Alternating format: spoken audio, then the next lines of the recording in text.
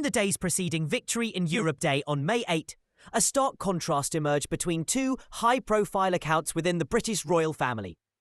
Prince Harry's candid BBC interview, in which he lamented, "I don't know how much longer my father has left," appeared to paint King Charles III as frail and isolated. Yet, less than 48 hours later, the monarch presided over the VE Day commemoration in London, unwaveringly taking the salute for 30 minutes on Horse Guards Parade.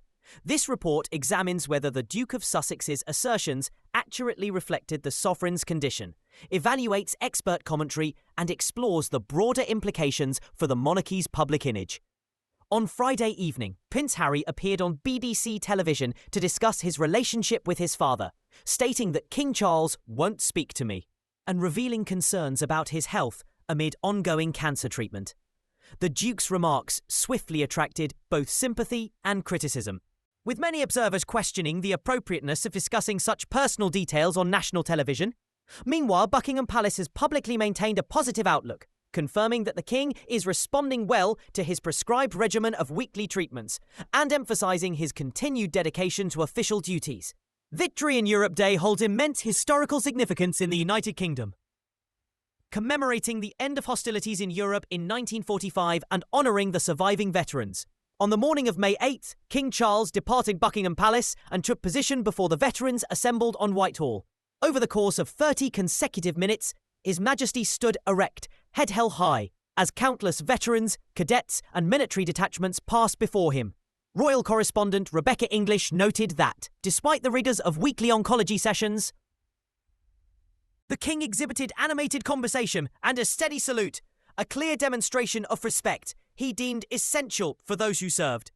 During a live analysis on the Daily Mail's Palace Confidential, Rebecca English described the sovereign's performance as emblematic of his character. She recalled accompanying King Charles to Windsor Castle just 2 days earlier for a ceremonial tree planting with the Swedish monarchs. "I have never witnessed such lively dialogue about arboriculture," she remarked, citing how the King even offered his wife, Queen Camilla, detailed instructions on watering, prompting her to chuckle, "I do know how to water a tree, darling." Such moments, she argued, contradicted Harry's impression of a man in decline. In contrast, Richard Eden, the Mail's diary editor, invoked a more sensational angle, suggesting that under the Medieval Treason Act of 1352, which makes it a capital offence to compass the death of the sovereign, Harry's public speculations, in theory, constitute legal treason. While acknowledging the archaic nature of the statute and the unlikelihood of prosecution, Eden emphasised that Harry's suggestion he was uncertain of his father's remaining lifespan struck a deeply unpleasant tone, diverging sharply from the palace's narrative of optimism. The monarchy has long relied on choreographed public appearances to project familial cohesion and stability. In the aftermath of Harry and Meghan's decision to relinquish royal duties and relocate to California, the remaining working royals have frequently appeared together at national ceremonies to reinforce continuity.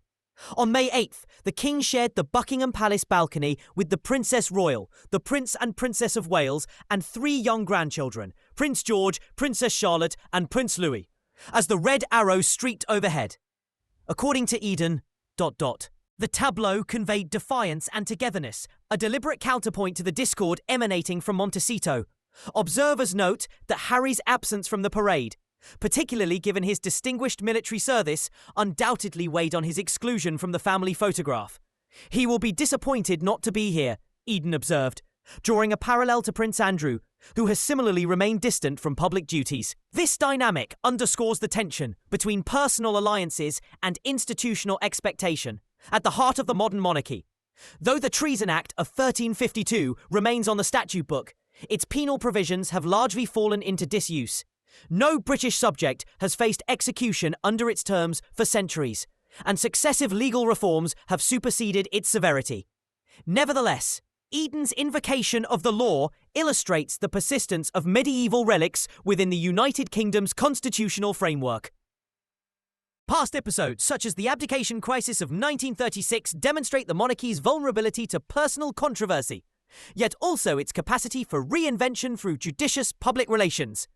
The intersection of Howie's interview and VE Day commemoration highlights the precarious balance the royal household must strike between private grief and public duty. Palace insiders reportedly feared that the Duke's revelations would eclipse the solemn remembrance of the Second World War. As host Joe Elvin queried on air, "Is this the right moment to raise questions of personal risk when the nation is honouring collective sacrifice?" Royal experts concur that the palace's priority lay in maintaining focus on veterans, not internal disputes. Any remark that redirected attention to personal grievances risked appearing in poor taste amid solemn observance. The episode reveals a monarchy under dual pressures: the necessity of transparency regarding the sovereign's health, and the imperative of preserving a unified public front. King Charles's fortitude on VE Day served to rebut suggestions of incapacitation or estrangement, while expert commentary underscored the gulf between palace statements and Harry's portrayal. Legally, the notion of prosecuting the Duke for treason remains fanciful, yet the very invocation of a medieval statute underscores the enduring power of royal symbolism. Looking ahead, the palace is likely to intensify coordinated messaging around forthcoming engagements, ensuring that a narrative of resilience and duty remains front and centre. For Prince Harry, the fallout may involve diminished access to sensitive information and further distancing from official communications. Ultimately, this clash of accounts serves as a reminder that in the age of global media, control over the royal story is as crucial to the monarchy's survival as ceremonial salute or ancient statute.